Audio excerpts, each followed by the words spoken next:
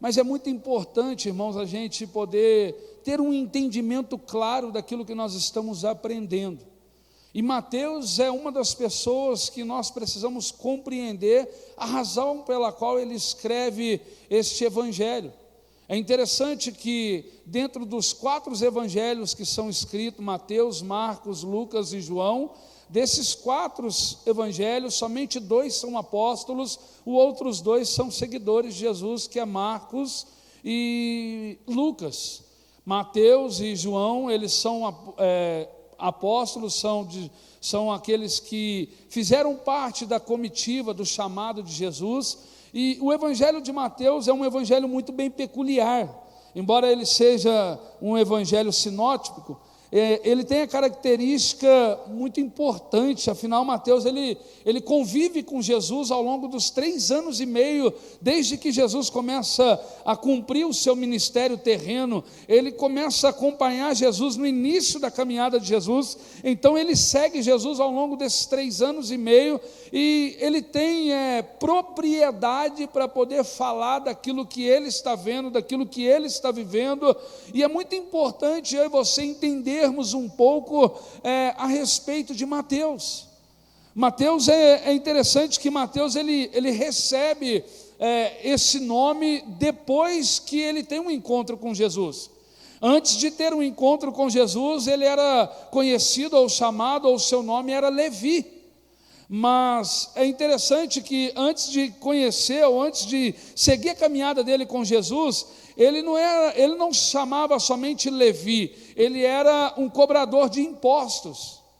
E aos olhos do povo judaico, essas pessoas eram muito mal vistas, eles eram odiados, porque eles trabalhavam como se eles trabalhassem na Receita Federal de hoje. E o povo judeu não gostava desse povo por uma ocasião muito bem simples que eu e você conseguimos compreender. Afinal, esse povo judeu, eles viviam sobre a escravidão, sobre o domínio do Império Romano, e Levi trabalhava nessa Receita Federal do Império Romano. Então, para eles, um cobrador de imposto era como se ele estivesse traindo a pátria. Era como se ele estivesse negando a sua genealogia. Então eles não gostavam desse tipo de pessoa. Mas é interessante que quando Jesus tem um encontro com Levi, ele muda a vida de Levi, muda o nome de Levi, e é proposital. Você consegue entender quando você vai estudar que Jesus ele muda o nome de Levi para Mateus de forma proposital, para mostrar para o povo judeu que assim como ele muda o natural, ele pode mudar o espiritual. Assim como ele transforma o caráter moral, ele também transforma o caráter espiritual da pessoa. Então, se hoje eu pudesse intitular essa mensagem, eu a intitularia como Maravilhosa Graça. A maravilhosa graça de Deus, o favor não merecido de Deus, porque aos olhos do povo judeu, Mateus, ele não merecia, porque era um cara que havia traído a genealogia dele, havia traído a pátria dele, trabalhando para o Império Romano, cobrando imposto para o Império Romano, império esse que oprimia o povo judeu. Mas quando Jesus entra na vida, quando Mateus tem um encontro com Jesus, ele passa a ter uma transformação de caráter moral e espiritual. Isso é muito importante, porque talvez você esteja aqui nessa noite e às vezes você olha e fala assim: poxa vida, será que a minha vida, minha casa, minha família, será que as coisas podem dar certo para mim? Será que um dia eu posso conseguir conquistar algo, aquilo que Deus prometeu para mim? Sim, meu irmão, Deus pode fazer isso na sua vida, assim como Ele fez na vida de Mateus. Assim como ele mudou a história da vida de Mateus, assim como ele muda o caráter moral e espiritual de Mateus, assim como ele traz uma nova vida, uma nova identidade, uma nova etapa, um novo sonho, assim como ele muda todo o parâmetro de Mateus, ele pode mudar a minha e a sua vida. É nós que precisamos estar sensível e termos um coração generoso, porque não basta eu ter uma transformação somente espiritual, eu preciso ter uma transformação de caráter. Eu preciso começar a compreender porque Deus ele pode mudar a nossa história. Deus ele pode mudar de forma completa. Mateus era um publicano. Isso significa que ele era coletor de impostos ou um funcionário da Receita Federal da época. É importante lembrar que os publicanos ou os coletores de impostos eram muito mal vistos, eram odiados pelos judeus, eles não podiam frequentar as sinagogas, eles eram colaboracionistas, trabalhavam para o Império Romano que oprimia o povo judeu. Então, o povo judeu não admitia de forma alguma que aquele homem pudesse frequentar a sinagoga, pudesse conhecer a Torá, pudesse desfrutar do favor de Deus. Mas quando Jesus chega, Jesus quebra todo o protocolo, Jesus muda todo o curso da história, porque é isso que a Bíblia nos ensina, é isso que Paulo nos ensina. Abre comigo aí em 1 Coríntios, capítulo de número 1 e verso de número 19 em diante. Olha para você ver, meu irmão, eu não sei como você tem olhado para esse culto de quarta-feira, não sei como você tem vivido ao longo desses tempos, mas eu quero dizer para você que há uma maravilhosa graça disponível para você aqui, meu irmão. Não tem nada a ver comigo não, querido, não tem nada a ver com os músicos, tem tudo a ver com Ele te traz aqui, Ele permite você estar aqui, porque mais interessado em ver você feliz é Ele.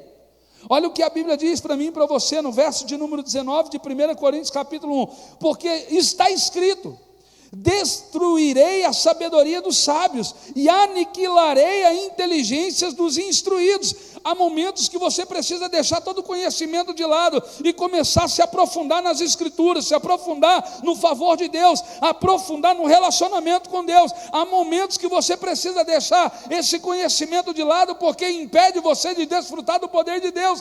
E a Bíblia está dizendo, Paulo está nos instruindo nisso, nessa noite, dizendo: olha, ele destruirá a sabedoria dos sábios, aniquilará a inteligência dos instruídos. Onde está o sábio? Onde está o escriba? Onde o inquiridor deste século? Porventura não tornou Deus loucura a sabedoria do mundo? Visto como na sabedoria de Deus o mundo não conheceu por sua própria sabedoria, aprove a Deus salvar os que creem pela loucura da pregação. Olha como que Deus age totalmente na contramão do mundo. Olha para você ver como que é a filosofia de Deus. Às vezes as pessoas olham, não acreditam em você. Talvez o teu líder lá na tua empresa não acredita em você. Talvez o teu pai, a tua mãe, às vezes não acredita em você. Um membro da tua família não acredita em você. Mas existe um Deus lá no céu que acredita em você, que está dizendo: ei, eu estou contigo, eu sou o teu Deus, eu te ajudo, eu te fortaleço, eu te sustento com a destra da tua justiça. Eu tenho uma promessa sobre a tua vida. Você somente precisa acreditar, você somente precisa viver, você somente precisa desfrutar, porque assim como eu fiz na vida de Mateus, eu posso fazer na sua. Eu mudo tanto o natural quanto o espiritual, porque agindo eu, ninguém impedirá. Aí ele continua dizendo, visto como na sabedoria de Deus o mundo não conheceu por sua própria sabedoria, aprove Deus salvar os que creem pela loucura da pregação, porque tanto os judeus pedem sinais, como os gregos buscam a sabedoria, mas nós pregamos a Cristo crucificado, escândalo para os judeus, loucura para os gentios, mas para os que foram chamados, tanto judeus como grego, pregamos a Cristo, poder de Deus e a sabedoria de Deus, porque a loucura de Deus é mais sábia do que a dos homens, e a fraqueza de Deus é mais forte do que os dos homens. Irmãos, reparai, pois na vossa vocação, visto que não foram chamados muitos sábios segundo a carne, nem muitos poderosos, nem muitos nobres de nascimento. Pelo contrário, Deus escolheu as coisas loucas deste mundo para envergonhar as sábias. Deus pega Mateus, um cara que é odiado pelos judeus, um cara que é rejeitado pelos judeus, um cara que mal podia frequentar a sinagoga. Uma vez que ele fosse pego lá, ele poderia ser apedrejado, porque eles olhavam para ele como se fosse um inimigo.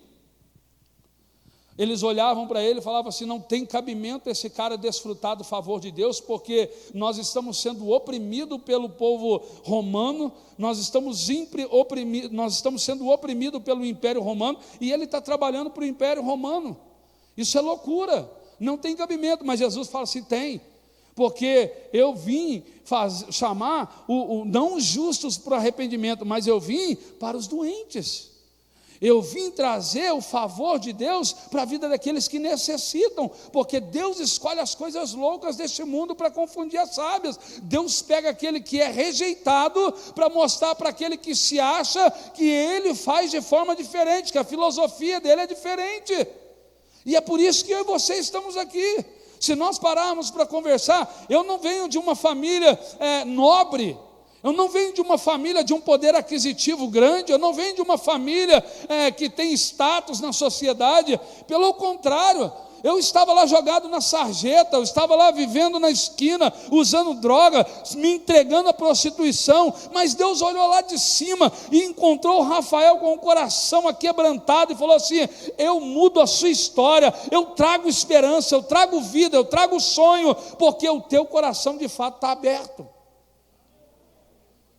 Aí ele continua dizendo, verso de número 27, pelo contrário, Deus escolheu as coisas loucas do mundo para envergonhar as sábias, e escolheu as coisas fracas do mundo para envergonhar as fortes, e Deus escolheu os humildes do mundo e os desprezados para aqueles que não são, e aqueles que não são, para reduzir a nada as que são, a fim de que ninguém se vanglorie na presença de Deus.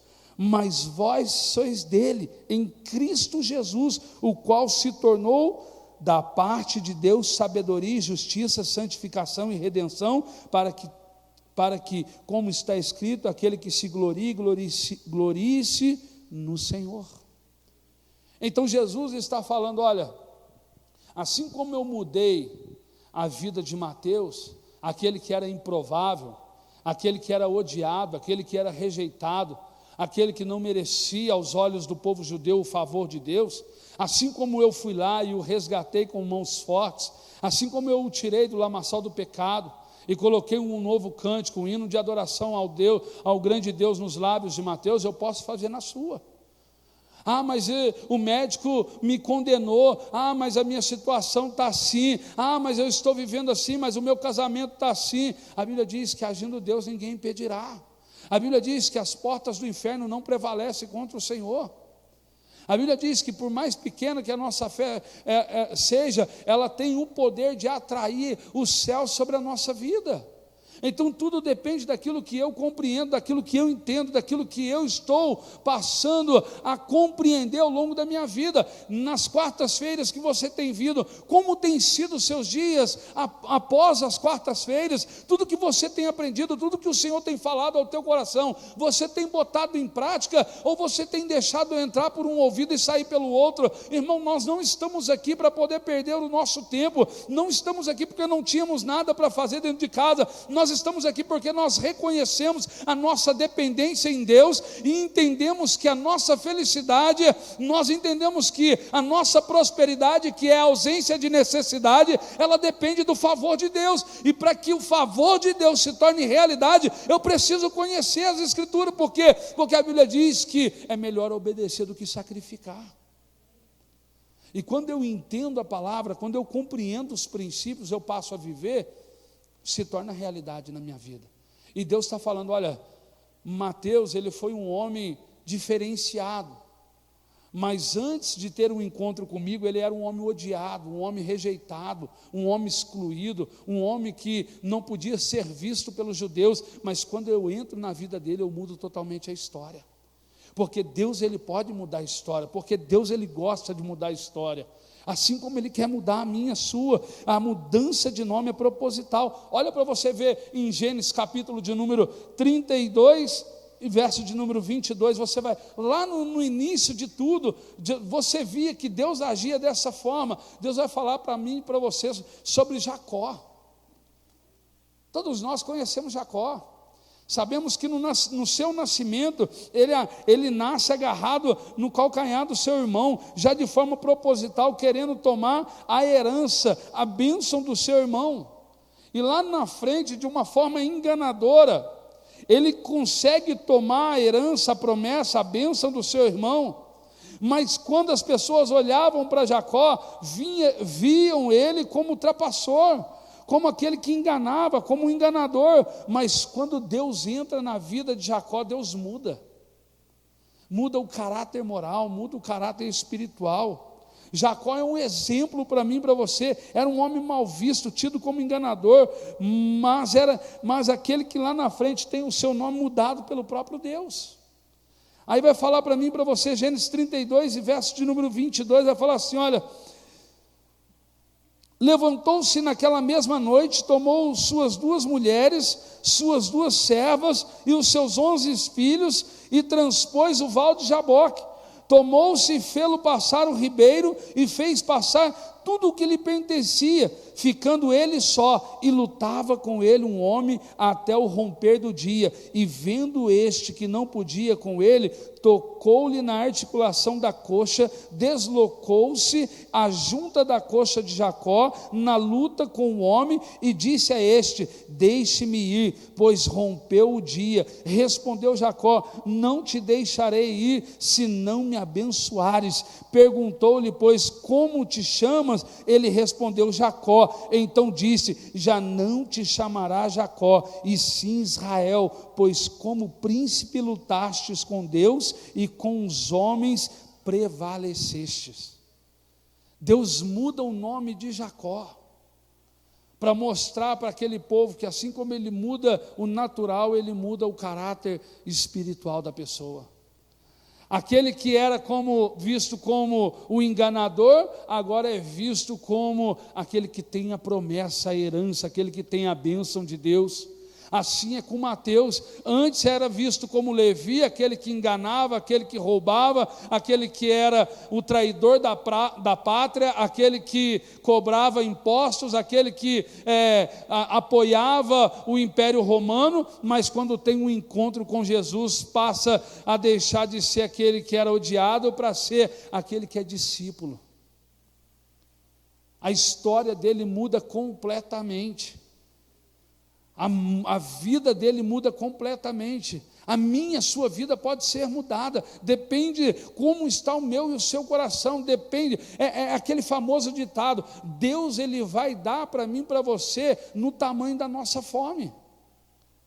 O tamanho da nossa fome é o tanto que Deus vai dar para mim e para você, meu irmão. Se eu tiver com sede, se eu tiver com fome, se eu buscar, se eu me pôr de joelhos, se eu orar, se eu jejuar, Deus, ele vai se revelar, Deus vai me abençoar, Deus vai abrir as portas. Agora, se eu ficar limitando a minha vida com Deus, assim vai ser Ele comigo. Então, se eu quero ver milagres, se eu quero ver o extraordinário de Deus na minha vida, eu preciso começar a abrir o meu coração, preciso começar a me derramar, eu preciso fazer acontecer. Porque Deus, ele não faz acepção de pessoas. Deus, ele não faz acepção de pessoas. Ah, pastor, mas isso é lá no Antigo Testamento, isso é na época de Jesus. É porque nós estamos no século 21, as coisas estão difíceis, nós estamos vivendo numa era capitalista, em meio a uma pandemia. Ah, as coisas são difíceis. Eu sou de uma família mais humilde, de uma família que tem uma condição financeira não muito boa. Ah, pastor, porque eu moro num bairro que não é muito legal, um bairro que tem muito índice de criminalidade. Ah, pastor, porque eu sou assim, se assado. Para de dar desculpa, meu irmão, porque quem é bom em desculpa não é bom em mais nada. Agora, quando você olhar e falar assim: tudo depende de mim, porque Deus, ele não faz acepção. A Bíblia diz para mim e para você, Marcos capítulo de número 2, versículo de número 17, a Bíblia vai dizer para mim e para você: Deus mudou a história de Mateus, Deus mudou a história de Jacó, Deus mudou a história de tantas pessoas. Ele pode mudar a minha e a sua vida. A Bíblia diz para mim e para você, olha só, 2,17, ele vai falar assim, olha, tendo Jesus ouvindo isto, respondeu-lhes: os sãos não precisam de médico, e sim os doentes. Eu não vim chamar os justos, e sim os pecadores. Ele veio para mim e para você que estamos aqui nessa noite. É a minha, a sua história que Ele quer mudar. É na minha e na sua casa que Ele quer operar um milagre. Só que o vaso precisa estar disponível. Porque se não estiver disponível, Ele nunca vai poder derramar. Olha para você ver o que diz para mim e para você, Atos, capítulo de número 9. Capítulo de número 9 vai falar assim, Saulo, respirando ainda ameaças de morte contra os discípulos do Senhor, dirigiu-se ao sumo sacerdote e lhe pediu cartas para as sinagogas de Damasco, a fim de que, caso achasse alguns que eram do caminho, aqueles que serviam a Jesus, assim homens como mulheres, independente, os levassem presos para Jerusalém.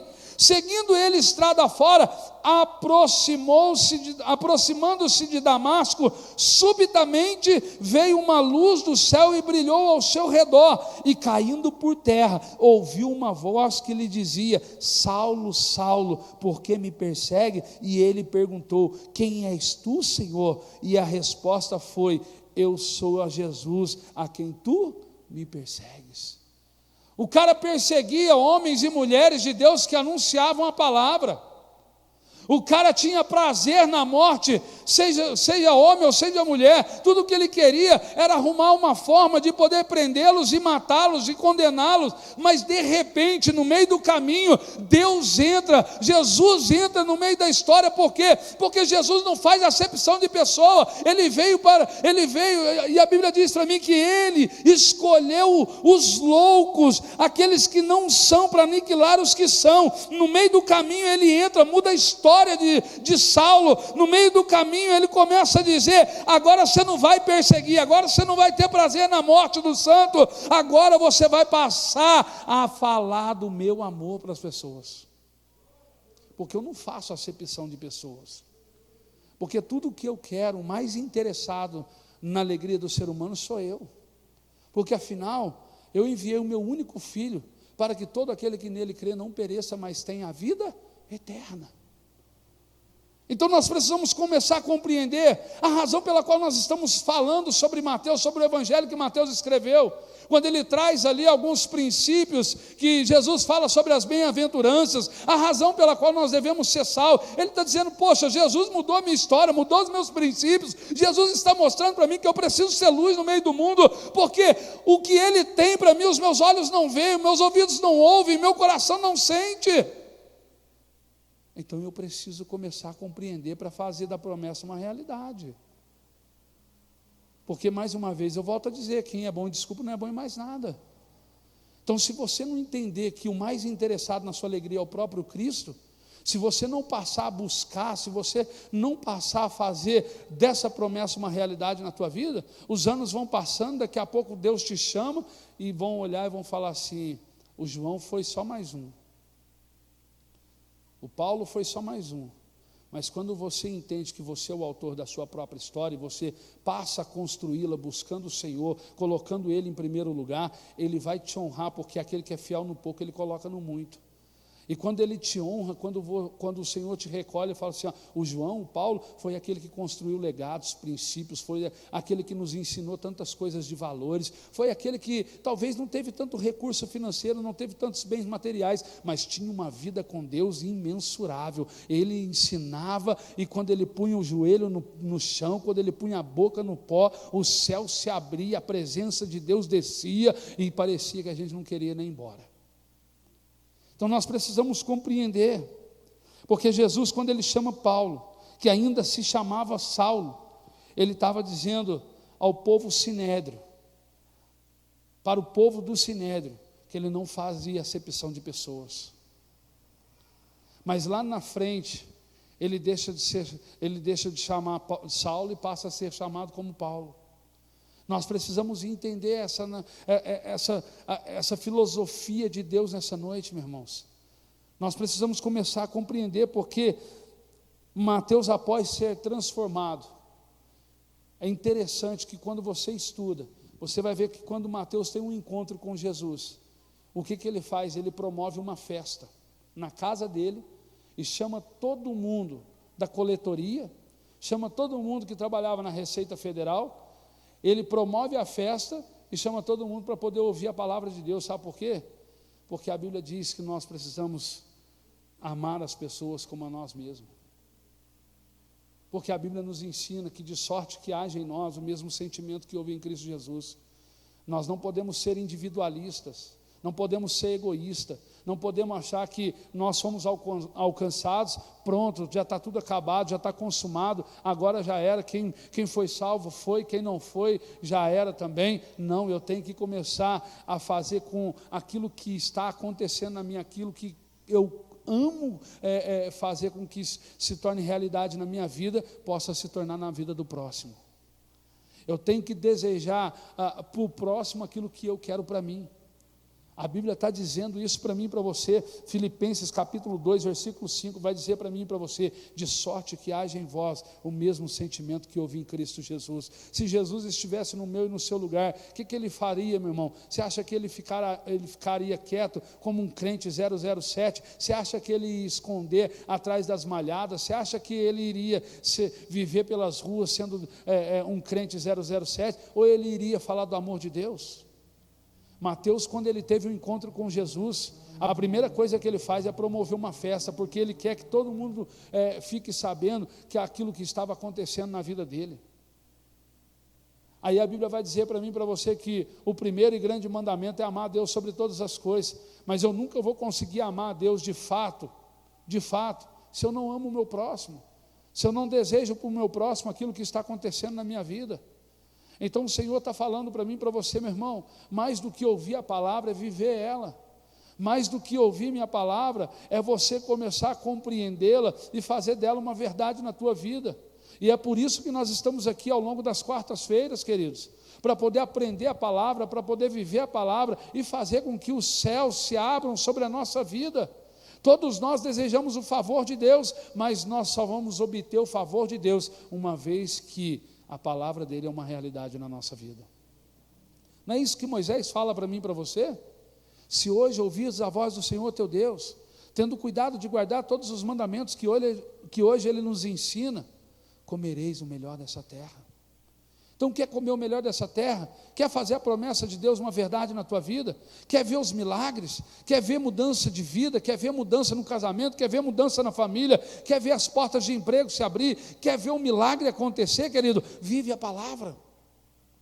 Ande segundo a palavra de Deus. Busque a palavra de Deus. Compreenda a palavra de Deus. Porque Ele tem compromisso com aqueles que têm compromisso com Ele. Ele tem compromisso com aqueles que têm compromisso com Ele. Às vezes nós renunciamos, às vezes nós pagamos um preço para tantas coisas materiais, para tantas coisas terrenas, e não pagamos o preço para fazer com que as espirituais se tornem realidade na nossa vida. É uma inversão de valores. Mas nessa noite o Senhor nos trouxe aqui para poder compreender que assim como Ele fez na vida de Mateus, na vida de Jacó, na vida de Abrão, na vida de tantos outros homens e mulheres, Ele pode fazer na minha e na sua. Só depende de mim e de você. Então eu quero que você fique de pé no seu lugar nesse momento. E que você nessa hora, enquanto o Eric canta uma canção, que você possa abrir o teu coração. Que você possa falar com o teu Pai, que você possa nessa hora atrair o céu sobre a tua vida, e que você nessa hora possa falar: Senhor, então me ensina-me a viver a tua palavra, ensina-me a fazer da tua palavra uma realidade na minha vida, me ensina a ser um discípulo. Hoje eu ouvi uma palavra que me chamou muita atenção, de uma pessoa que falou dessa seguinte forma: Senhor, o Senhor me salvou, o Senhor me libertou, e eu quero construir algo que ninguém construiu para o Senhor. Eu quero construir um palácio para o Senhor aqui na terra. Ele falou que Deus olhou para ele e falou assim: você nunca será capaz de me surpreender.